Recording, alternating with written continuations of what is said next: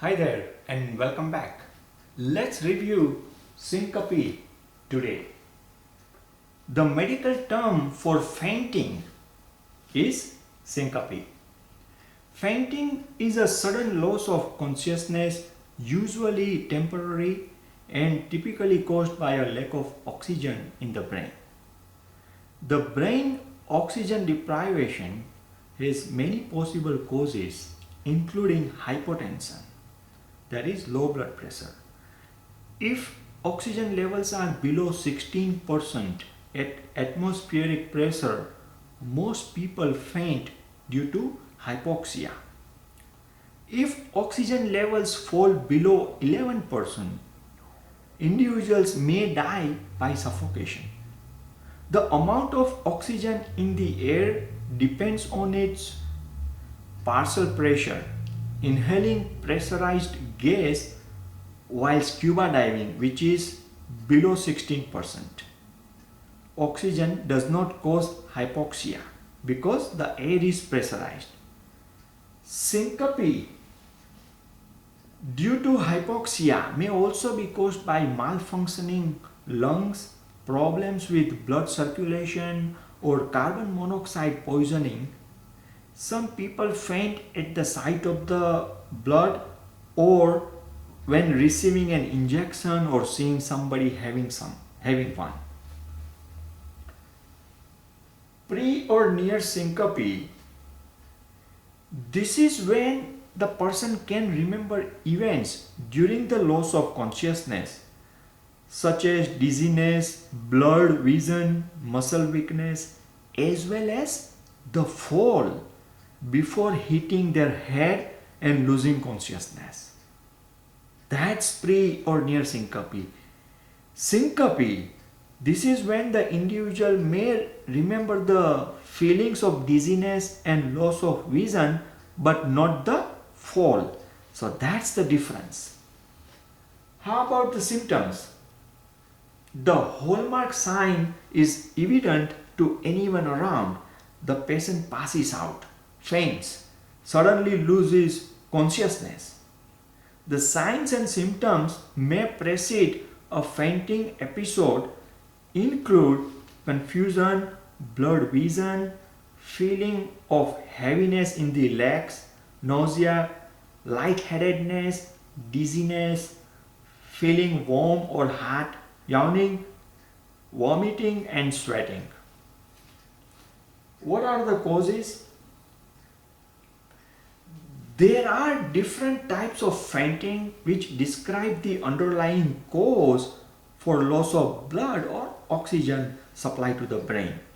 So one of the classification is neurocardiogenic syncope, also known as reflex syncope, vasovagal episode, response, attack, syncope. Different literature uses different terminology, but it occurs when something causes a short-term malfunction of the autonomous nervous system. The autonomic nervous system affects heart rate, digestion, respiration rate, salivation, perspiration, diameter of the pupils, urination, and sexual arousal. Whereas most of its actions are involuntary, some, such as breathing, work in tandem with the conscious mind. The patient experiences hypertension or a drop in blood pressure and a slower heartbeat or pulse rate, causing the brain's blood oxygen supply to be temporarily interrupted. Possible triggers include an extremely embarrassing situation or event, becoming suddenly emotionally upset, such as when hearing about the death of a loved one, standing still for longer periods.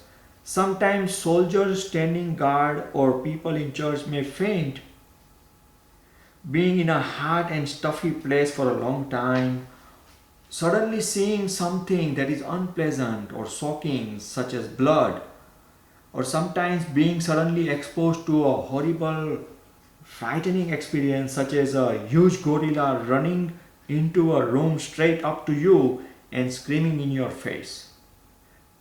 So these are the possible examples for the triggers that we are reviewing. Another classification could be occupational syncope. This is also a type of neurocardiogenic syncope, but the link is physical rather than emotional, mental or abstract. So examples of the many possible triggers are lifting a heavy weight and some other demanding physical activities, or sometimes defecating, passing stools, feces, sneezing, coughing, urinating. Those are all the scenarios that falls under the occupational syncope. Another classification or a type is labeled as orthostatic hypotension. This is when a person stands up rapidly from a seated or lying down position and faints. Gravity pulls blood down to the legs, resulting in lower blood pressure elsewhere. The body's nervous system reacts by raising the heartbeat and narrowing blood vessels, stabilizing blood pressure. However, sometimes something undermines this stabilization process, resulting in poor blood oxygen supply to the brain, and the individual faints. Orthostatic hypotension may be caused by some neurological conditions, severe dehydration, carotid sinus syndrome, untreated diabetes, some medications, alcohol, and cardiac syncope, for which possible conditions include hypertension, irregular heartbeats, heart attack, or heart valve stenosis. Treatment includes focusing on any identified underlying condition causing the syncope, avoidance of potential triggers, beta blockers, volume expansion, tilt training, and support stockings as appropriate. How do we underwrite? Write for the cause if known and follow your underwriting manual, and if unknown, review all the investigations that you see in the file, details of the treatment and the entire profile, and then correlate with your company specifics as well as your manual. With that, let's take a break here and see you soon. Take care. Bye now.